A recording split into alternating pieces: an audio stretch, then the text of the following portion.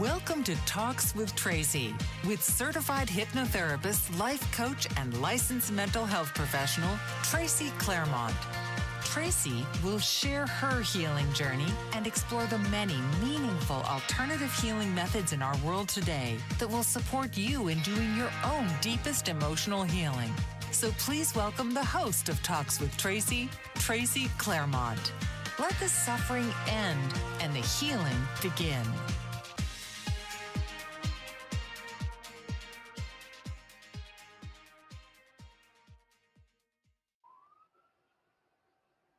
Hello, everyone. Welcome to Talks with Tracy. I am your host, Tracy Claremont, coming to you live on the Bold Brave Television Network. Thank you all so much for joining me today. I appreciate every single one of you who takes the time to listen to the show, and thank you, Bold Brave Television Network, for having me. I really appreciate this opportunity. So I am so excited today to have back on one of our very best friends to the show, someone who has done actually the most appearances out of anybody on our show. She's been on my show 9 times, and I just can't get enough of our conversations. I love having her on, and I love the things we talk about.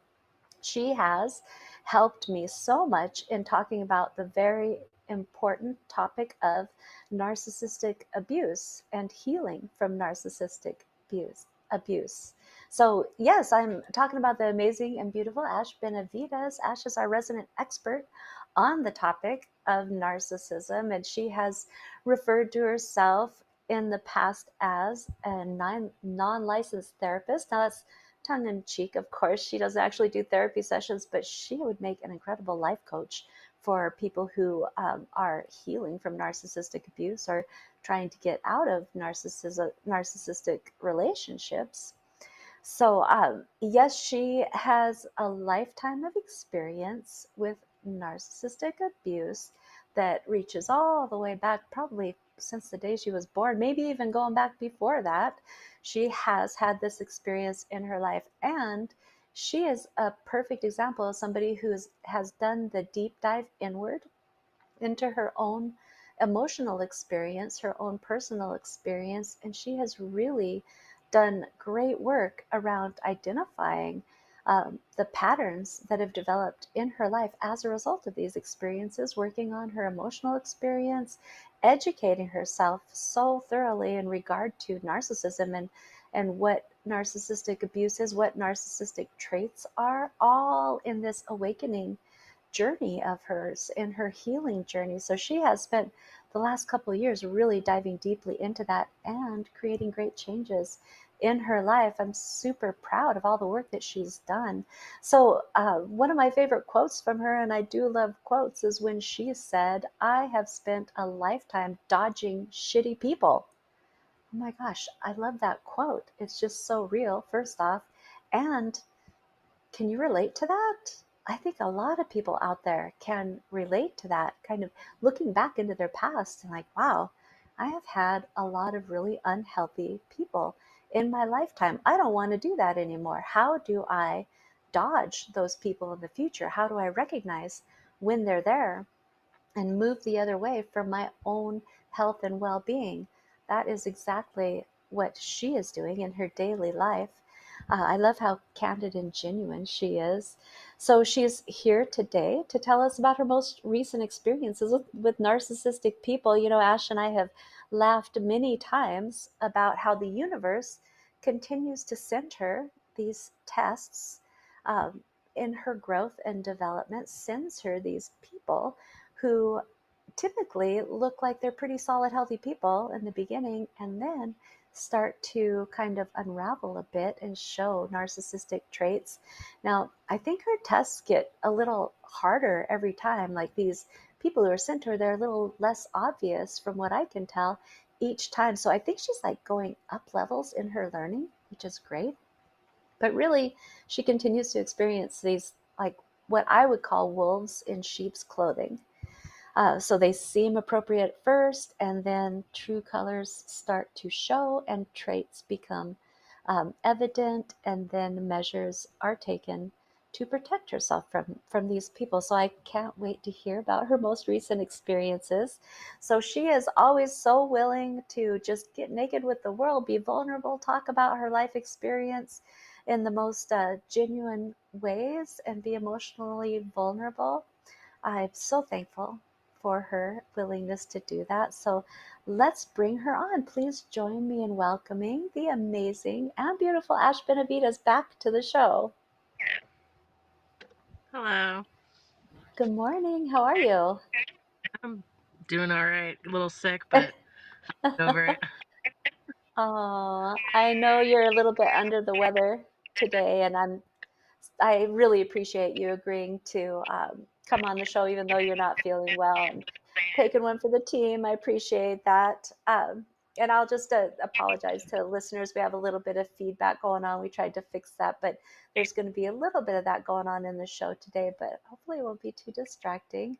So, Ash, I am so happy to have you back on. I love getting updates on your life. Now, you have shared so much with us about your life experience with narcissistic people, and you're also somebody who travels all over and comes into contact with all sorts of different people. I know that right now, as I'm talking to you, you're in New Mexico, and um, in the months in the past, you uh, went to Peru.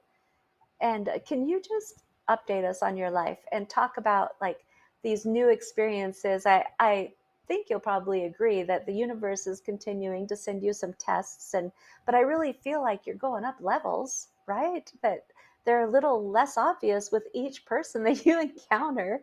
So can you talk about your recent experiences? I know everybody'd love to hear an update. Yeah, so I went to Peru. I had someone that had friended me on Facebook years ago, and it was it's the typical, like, I try to tell people, like, now that I'm learning more from the different varieties, like, love bombing can get very convoluted. And in my situation, it's people wanting to partner up, like, hey, we can do this. Like, they throw in the you're amazing at X, Y, and Z, blah, blah, Mm, blah. And this gal, I went down to stay with her in Peru and scope it out, see if we could do some treks. A lot of people would like to go on long distance horse rides and whatnot. And right off the bat, within a few days, I guess the best I could describe to people is the instant confusion. And it started with any mm, time I talked, she would interrupt me and dominate the conversation. And like, when I say interrupting, it'd be like, right now I'm talking and you cut me off and you go on a tangent. Well, this happened every time I open my mouth. So what happens is you mm, learn to just kind of not talk. You're trying to feel someone out and you're like, huh, why are they doing that? And I told my friend about it. I called her in Montana and I was like, man, that's so weird. This girl, like, not only interrupts, but she takes over, hijacks the conversation. And then I don't remember what we were talking about. I don't even remember what I said. And it leaves you in this place of like, huh? And I thought for sure, I was like, maybe it's because she's got ADHD. Now, something I've been learning myself is like the weaving crossovers of mental illnesses and cluster B, mm, as well as are they ADD? Are they? I mean, I feel like in all due respect, especially in this country, there's a lot of just mental health stuff going on. mhm, And but then it got weirder as the days poured on. And then as it went into, I think the grand finale was a road trip I took with her, and I thought, dear God, no, I'm not teaming up with this girl. Like, there was no issue because I could see what was happening. And um anything that came out of my mouth, this was the second thing, was debated. Anything. I could say the sky was blue and she would say, no, it's purple. And I'd be like, no, it's blue. And it would be an argument. I mean, I wouldn't argue. I'd just be like, why is this person like constantly wanting to debate with me? Like, what is happening right now? And in that sense, those two things, it's kind of a state of confusion. You're like, I don't understand. mm, Why is this slightly confusing to me? There's, usually when you meet healthy people, you can flow with them. There's a give and take. And I think for people that have exposed themselves to narcissistic abuse their whole life, um, it gets tricky sometimes. You're not sure, is this person one or not? You can be hyper vigilant on it. And it just kept Mhm. going on the other things, anytime there was a conversation. The biggest one was every morning, it was always a negative thing about someone else, constantly Mm. negative. And I thought to myself, because I think about my little three things I look for. Well, now four. Control issues. Do they leave you confused? Are they negative? Um, yeah, and I think the control thing. And I noticed over time too, like even when we were doing things, anything in activity wise, she had to have the control. It I apply myself to interactions a lot now. Like, well, if it was me and I lived in Peru and let's say Tracy, you came to see me and you felt good about driving around, I'd be like, oh, there's the keys in the car. Go explore, just be careful. Like, these are the types of hospitality, but it was very much like my way or the highway. Right down to one day it was interesting, like, I'm sitting there at the table and she's like, "You're gonna watch my daughter tonight." I was like, "Oh?" Like, you didn't ask. I went and said, "Hey, all your saddles are pinching your animals." Like, I measured them and they're very narrow. They're like 3 to 4 inches, which is unheard of. And the seats where the riders sit, um, are about 14 inches, which accommodates a very skinny person. No, they're not. I measured them. And I said, "Okay, well, I literally just measured them with a measuring tape Mm. and they are 14 inches." So there were moments where I was like, what is happening right now? And I didn't take it personally. And I just was thinking, okay, maybe it's this person, like maybe she's just whatever. I think that's something that we do. People that are empaths or people pleasers, we just sort of take it. Mm. Um, but the grand finale was the road trip. We went on this road trip. It just got amplified, very negative, very I'm right, you're wrong. This is casebook. And I had a research narcissistic friend because I was like, what are narc friends like? I know what narcissistic partners are like, but what are friends like? They always have to be right, you're wrong. They have to control. Mm. They victim stand. So she was doing that. Like everyone's done this to her. Poor me, poor me. Um, Mm. hijacking I mean, I literally read this online in a psychiatrist article. They hijack conversations. I was like, wow, this is exactly what I'm going through. And instead of letting it bother me, where I put up boundaries is I started to figure out, okay, I can't necessarily, and we'll go into that, paint this person with a narcissistic paintbrush. I can't diagnose. I'm not a licensed person. I do know everyone has narcissistic traits unless they do the work. But by golly gosh, she's got 5 or more. So, I'm like, that's just too much for me. And instead of getting upset or confused, right, or in Mhm. tears, I just put up boundaries. I just like when we would go to these cities or do things, I'm like, I'm actually going to go do this. And I just basically took my own trek back into my own hands and was like, I'd rather be alone than in your presence. Um, Mm. she's very enmeshed to her little girl. Enmeshment is something that I also feel very strong about. A lot of people don't even know what the Mm. word they have no idea what enmeshment to a child is, and it was so loud and clear. Mm. Prime Can example, you I have describe that? so there was no boundaries to her little girl. Mhm. She had to do what she said every constant time. This little girl had no breathing room. And it Mm. was like, you're my best friend. So enmeshment can be where it's like the adult doesn't have any outside sources or connections. And they look to their child for that. And they create this weird Mhm. empire with their child. And seeing it every day because I was in her guest house, I really saw it. I saw this Mm. daughter was enmeshed to a narcissist. I was like, oh boy. Um, so they got to control everything with the child. And it could come off very loving, like the ex I had that was enmeshed to his mom. He'd never had his own bank account. He's 24 years of age.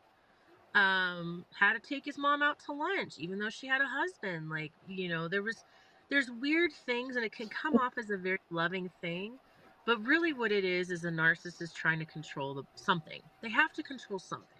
That's what it comes down to. There's no letting go. And there was no privacy for this little girl, if that makes sense. Mm. So And it was, red flaggy when it's like, I have no friends. I don't want friends. My daughter is my only friend. And I'm like, she's 7. Like, what? Just very unhealthy lack of boundaries with a child. When people ask what enmeshment is, that's what I usually say. There's no boundaries. They're just completely Mhm. blurred. And some people I know have outright told me, I didn't realize this, but I think I'm enmeshed to my kid. I was like, oh, it's a real thing. Like, if you can't allow your Mm. children to be who they are and you want to control the playground, you might want to start asking some questions. So, long story short, Mhm. I started to figure out this person is, and it really was my last 2 days when I took a week alone. I said, this person's got to be a narcissistic friend. By the end of my trip, my other friend I grew up with in Montana, we threw all my stuff in his car and I got picked up. And I mean, there was no drama. I didn't fight with her. I just knew this chick is a walking red flag and I am not partnering up with her. Other things that happened during the trip was I talked about an outfit. And this is another thing a narcissist will do. Casebook.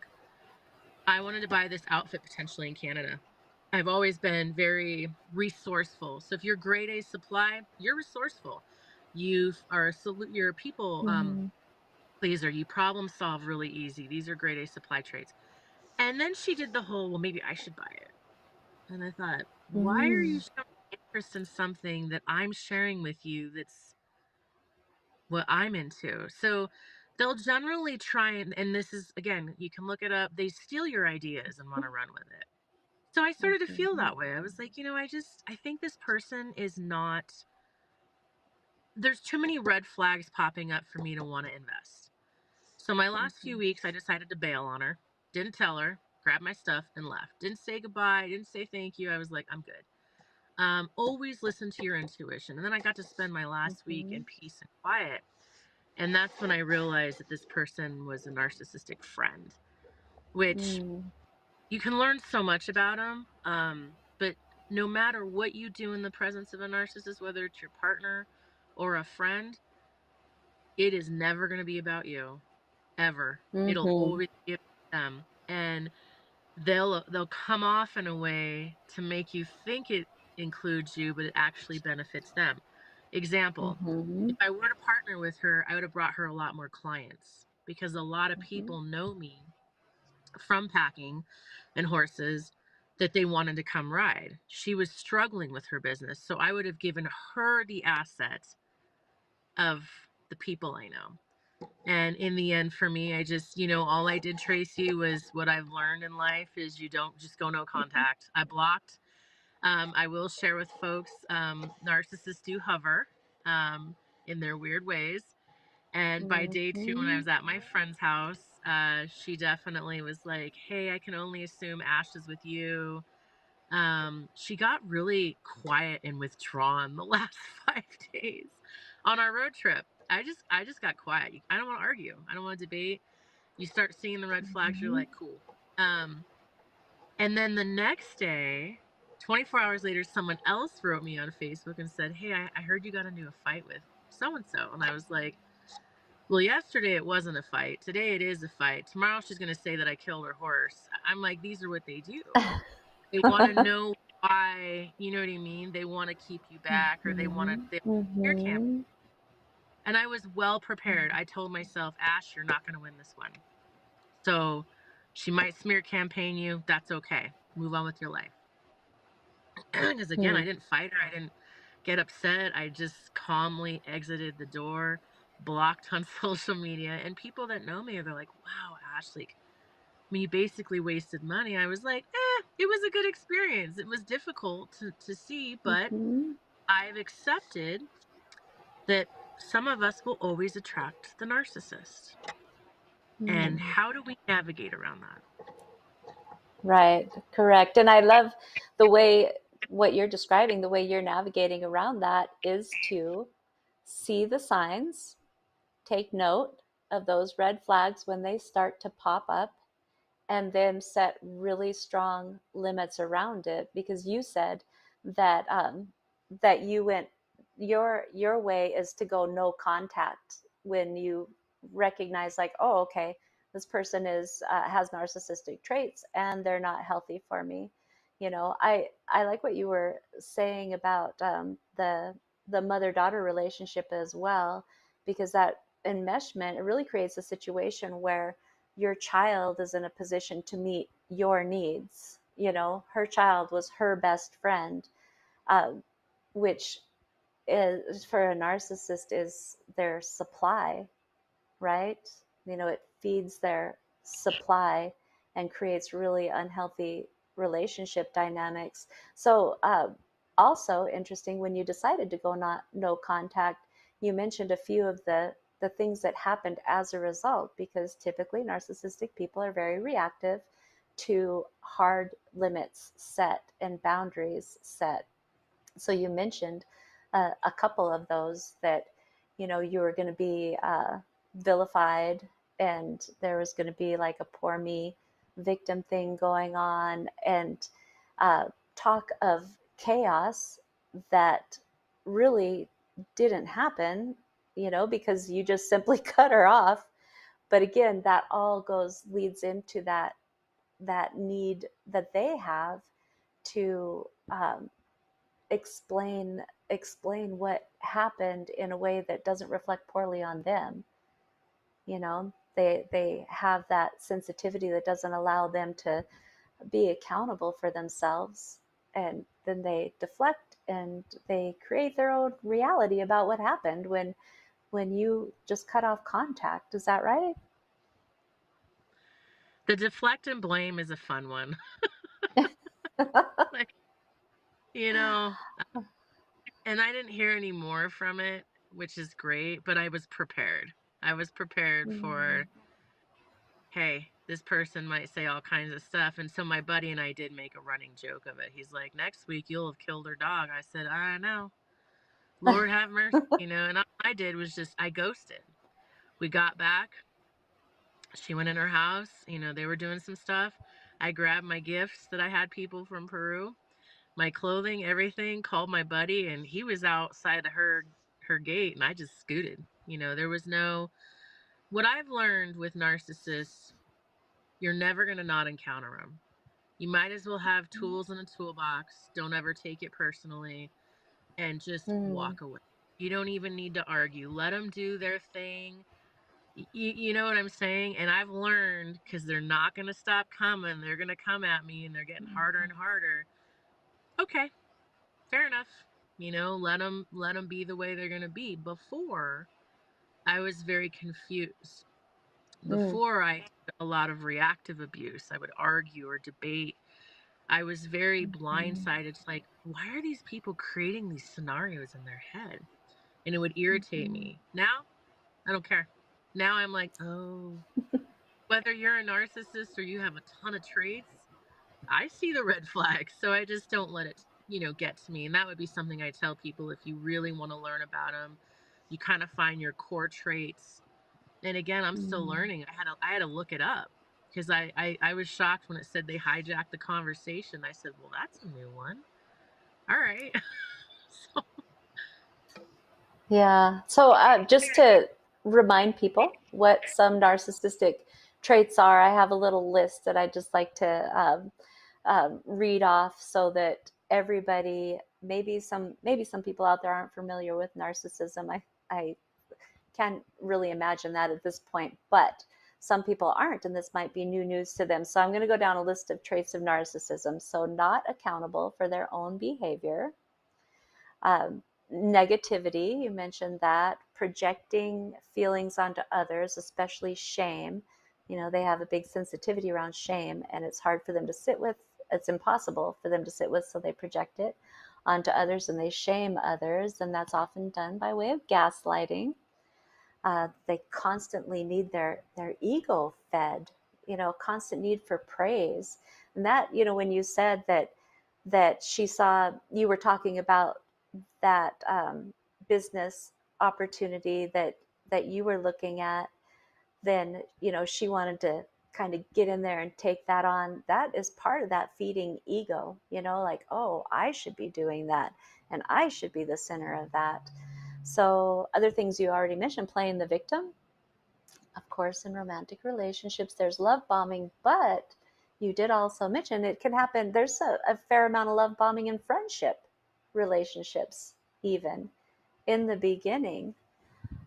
Controlling, they present in a false way, like as though they're wearing a mask, but it's not sustainable. So that mask begins to slip as time moves on. And then traits come up. They're big on degrading other people. That's the shame. They have to be better than you. That's that's a really good red flag to watch for. You know, when you were saying that she dominated the conversation, she kind of interrupted you when you were talking, those kind of things, those are all based on this need to be better than uh, the person that they're around. And of course there's the discard and then rope back in, discard, rope back in.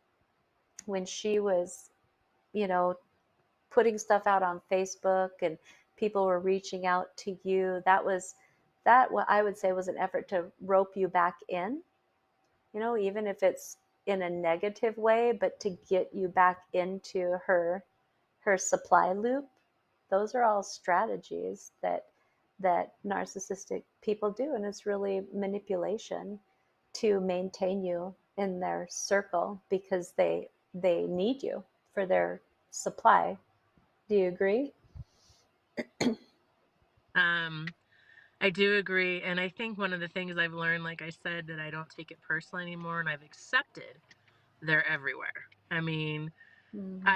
and I know that we'll talk about not painting everyone with the narcissistic paintbrush, which I Mm-hmm. have said to myself too. But you start seeing the common thread, the common denominator. And what Mm-hmm. I like to tell people is what I do is I have compassion for them. I'm like, these are people are so screwed up and they'll never ever see that they're screwed up. And that's a bummer. But guess what? Mm-hmm. I don't want you in my life. Um, Exactly. Boundaries.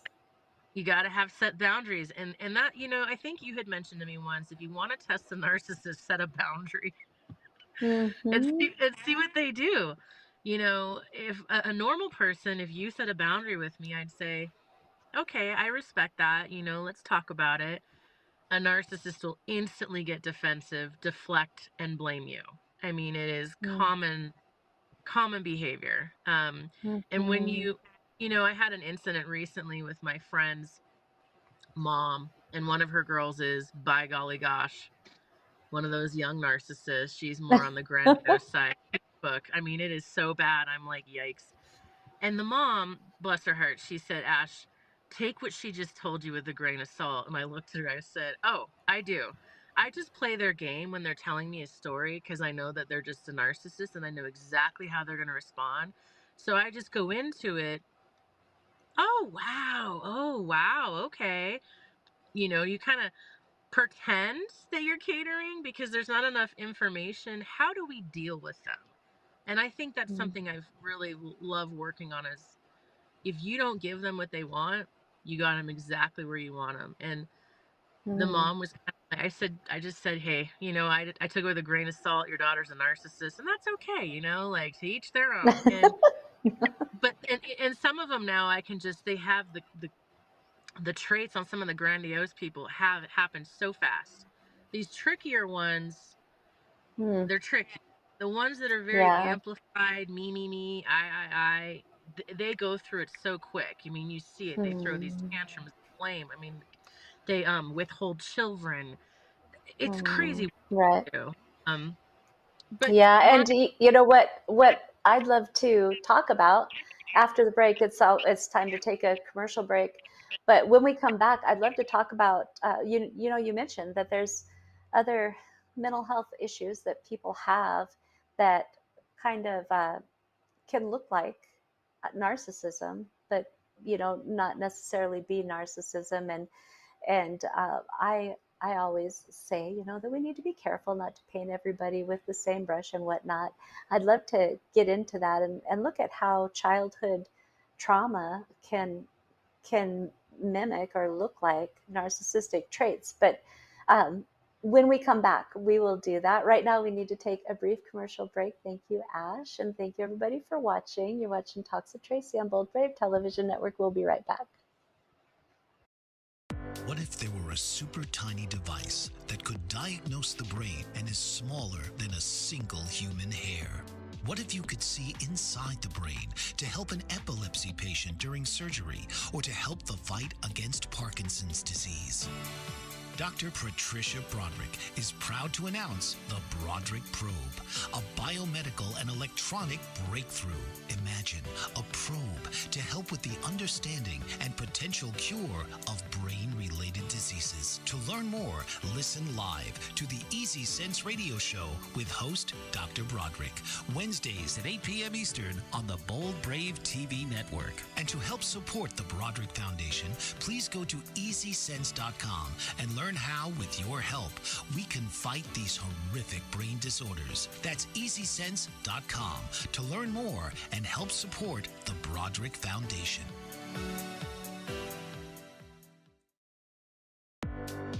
Author, radio show host, and coach John M. Hawkins reveals strategies to help gain perspective, build confidence, find clarity, achieve goals. John M. Hawkins' new book, Coached to Greatness, Unlock Your Full Potential with Limitless Growth, published by iUniverse.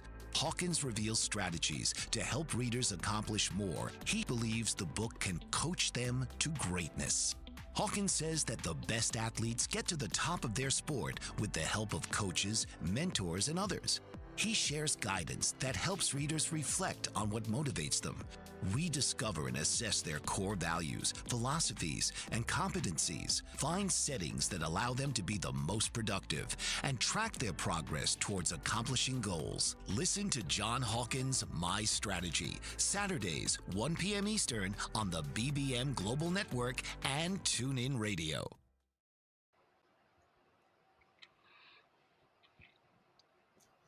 Welcome back to Talks with Tracy, coming to you live on the Bold Brave Television Network. I have the honor and privilege today of talking with the amazing and beautiful Ash Benavides. Ash, you have been updating us on your recent experiences with narcissists and doing such a beautiful job of that. Now, when you were talking, you did mention how, there's a lot of mental health issues that people have in the world today. And there are some mental health issues that look a lot like narcissistic traits and can have similar traits. And one of those is childhood traumatic experiences. And I've really been thinking about this a lot. How we kind of want to sort out what's what, even professional. I try to sort these things out all the time. But in our personal relationships, it's good to kind of sort through things as well. So in thinking of childhood trauma, there's a lot of people who have had really disrupted attachments in their early childhood, which creates trauma for them. And a lot of people who have had abusive relationships, neglectful relationships in their childhood, emotionally abusive, certainly, relationships. I know you're no stranger to all of that. But it is common for symptoms related to those kind of experiences to look a lot like narcissistic traits. So I just wanted to mention some of those that are traits that kind of overlap. They kind of fit into both categories. So difficulty regulating emotions, that would definitely be one of them. That negativity, that anger response, those kind of things. Difficulty forming healthy relationships is another thing that can come from early childhood trauma and from being narcissistic or having a narcissistic personality disorder. Difficulty trusting others, even like withdrawing. So if you are somebody who suffers from childhood trauma, you might be somebody who withdraws from the world periodically. And that's related to the trauma. A narcissist will appear to withdraw from the world at times, but really what's happening is more withholding and, going silent for the purpose of manipulation. But it's hard to figure out what is really going on in those situations. The negativity is one that can be from, depressed thinking related to early childhood trauma, or it can be negativity from a narcissistic kind of perspective. There's controlling behaviors, manipulative behaviors. There's attacks on people's character, like really ugly, abusive words said that can come from somebody's trauma experience or from a place of narcissism. So they really do overlap. Do you agree with that? I do. I Mm-hmm. think the biggest thing that I've learned, even in a partnership with someone, is narcissists, again, it's for their soulful gain. They actually don't care about you. They really don't. Um, Somehow everything that they do is about benefiting them. It's not about a Mm-hmm. we thing, or and these traits do overlap. I've read about how depression, anxiety, just like you're saying, withdrawn, right down to Mm-hmm. defensiveness, deflect, and blame. I mean, the reality I've Mm-hmm. learned in the last year and a half is that people aren't doing well. So, especially in the United States, Mm-hmm. there's just a lot of that, what I call narcissistic nation. It's just these Mm-hmm. behaviors that are just so when I look at what I like to do, for example, I build people up. I give them ideas. I praise them from a genuine place. Like, there's these traits that I have that is easy for someone that could suck me dry. The change for Mm-hmm. me is boundaries, because what I've learned as well is there's so much toxic behavior in the world that you as an individual has to decide, what am I willing to put up with? Where do I draw the line in the sand? In fact, where I'm at right now, that's kind of my advice to the people here. I'm like, where do you draw the line on taking in strays? People Mm-hmm. help out, the ungratitude and whatnot. Like, you got to have a boundary. Once you put up hard boundaries, you kind of get an idea. Is a person, like you're mentioning, overlapped? They usually are malleable. Narcissists aren't malleable. It's their way or the highway. There's no Mm-hmm. fluidity. They don't want to hear what you have to say. And there's no ply for change. And I think that's where I'm recognizing the differences. Okay, they have so many overlapping, but where do we find the differences? And what I've learned in the last month or so is, I'm like, people are just genuinely not doing okay. So what I'm going to do, I'm going to be me, but I'm going to draw a hard boundary right in front of me. This is where I allow people to step up to. You cannot cross this. And when I've Mm-hmm. done that, it sort of became like a barrier to all kinds of people. It's like, I can still give to you, but I'm not going to keep giving to you. You know what I mean? Like, there's just things that are handy that I've learned that, gosh, I don't want to paint everyone as a narcissist, even though it seems like there's a lot of them. What can I do to protect myself from behaviors? And it's really literally, I choose not to be involved. It narrows your circle very, very small, because you believe in yourself enough that you want to make sure you're okay. And that's the biggest thing. Are you okay in these interactions? Do you feel good? Are you left Mm-hmm. drained? Are you left in the sense of seeing a friend of mine? I'm like, my God, life has aged you. Like, and then you see it on their face. I mean, so everyone has to find their own way in that. But the Mm-hmm. best thing is, where are your boundaries? And it doesn't matter if a person's toxic, psychotic, whatever the illness is, where is those boundaries lying?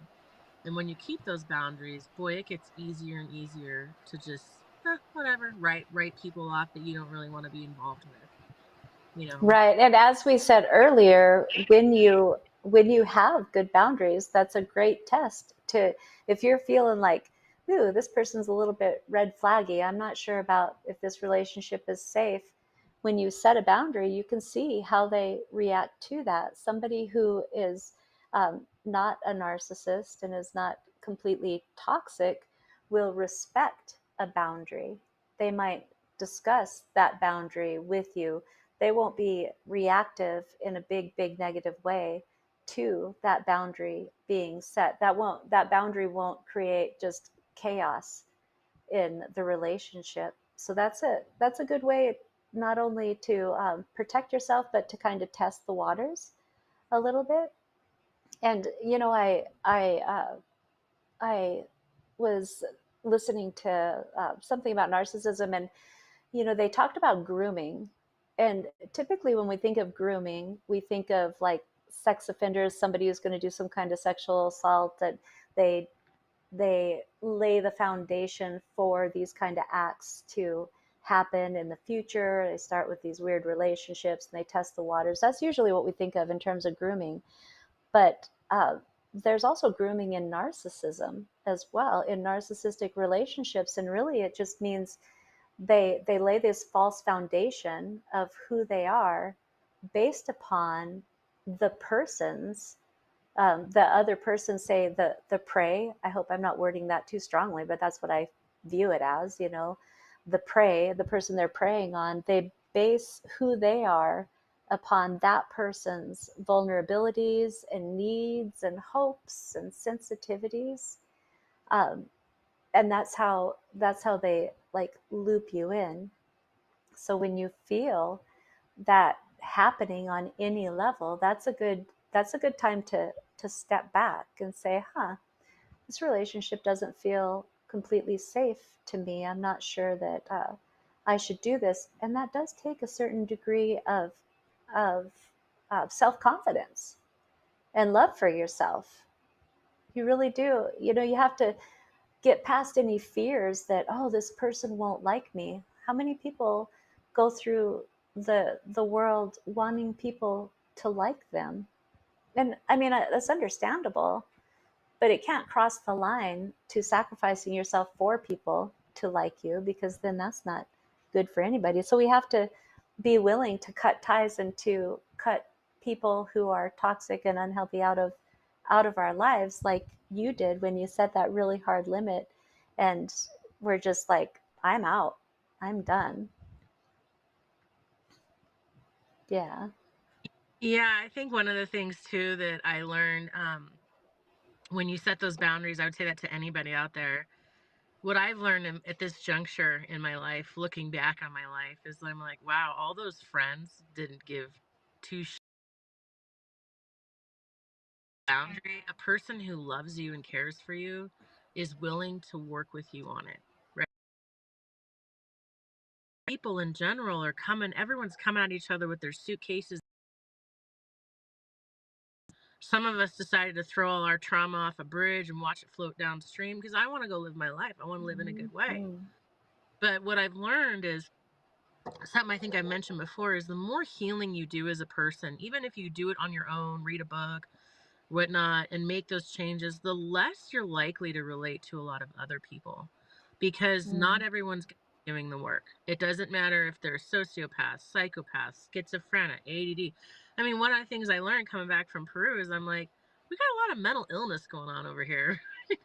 Maybe everyone needs to walk 10 miles and have to grow farming, and live in a simple way. But I think that one of the things that I've learned in the junctures of head injuries and escaping abuse is I'm in the best company of myself than I am to cater to toxic behavior. I think when people start really doing that deep dive work, it's almost embarrassing when you look back and you sort of go through the index of lovers, boyfriends, friends, and you're like, oh geez. And for me it was people pleasing. I still do it. I'm still very much like that people pleasing. You're never going to see this person again. Like, you don't need to give them all these things and make them feel comfortable. And because it's not about that. What it's about is like, you're on your journey, Ash. They're on their journey. You can't fix these people. Mm-hmm. It's kind of like I told my friend here. I said, I've known you forever. You keep taking in strays that are so screwed up, just like the horses that you try to save, that I would have just put down, right? And that significance of putting down as I draw a boundary. I'm like, I'm not going to age and look 100 years old at 40 for someone else. It's not worth it to Mm, me. And even reflecting on the people I genuinely loved, the young ex that was my wake up call. I really loved him, but he mm, didn't have the courage to walk away from an enmeshed narcissistic dynamic, and therefore created, I don't know, some psychotic behaviors within himself. And to me, that's sad because I'm like, well, that's a bummer. It's a waste of a person because you're so young. And the biggest thing that I think what I've learned with whether they're toxic or narcissists, can a human being take self accountability? Can a person mm, reflect on their behavior, tell the person they've offended or whatever in life, and make the change? That's the difference, I mhm, think. And in our society, it's very much deflect blame, gaslight, it's everywhere. But the mhm, biggest thing, if I could just blanket everybody that does these traits, can you look in the mirror with yourself, take accountability for your behavior, and make the change? How can I change my mhm, life? I'm hurting this person. Why am I hurting this person? And mhm, that's where I see a lot of people, they just don't want to take accountability. It's constant blame. mhm. We live in that Right. kind of. And healthy relationships really allow for exchanges that are open and vulnerable. Healthy relationships, they all, of course, involve rupture at some point. There is no perfect way. And it was about a man. Um, my sister had a child with this man that this friend was interested in. And my friend, I'll put that loosely in air quotes, um, she told me that if I was going to be a friend to her, then I had to cut all ties with my sister. And I was like, what? Like, who says that? Who does that? Absolutely not. I would never do that. I would never do that to my sister. I love my sister. I want to be in her life. And at that time, I was very confused. That just seemed super confusing to me. And I was still people pleasing, and I was like, well, I still want to be your friend, but I can't do this. And in retrospect, and I did end that friendship because she was not able to tolerate me having a relationship with my sister. And that just wasn't something I could do. So I did boundaries, I put distance, and I ended that friendship. And looking back, there's just so many traits, toxic traits that were within that. And I'm so thankful that it came to that moment where I had to make a choice, um, because I really needed to be out of that friendship. But it was, you mentioned how confusing these situations can be. And that was a big time of confusion for me. So I want to just say a couple things before our show comes to an end. I love your social media posts. You have Instagram posts and Facebook posts and things like that. And you are also in the process of writing a book, and you also have an idea for a second book. And your writing is really beautiful. So I wanted to share a quote from your Instagram page. And I loved this quote because it was about female empowerment, and not to leave the men in the dust or anything like that. I'm not trying to do that, but I really like this beautiful quote from you about female empowerment. So on this Instagram post, and you posted a beautiful picture with it, you said, true beauty does not reside in the way a woman dresses or her body. Her beauty resides in her eyes because that is the doorway to her heart, the place where love resides.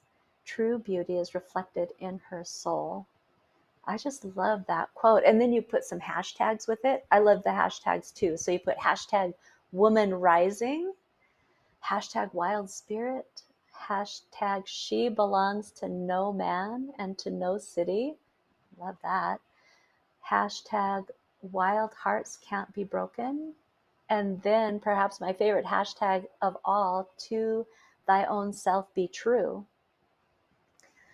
That's kind of what you've been talking about now with boundaries and limits for your own personal health. Is that right?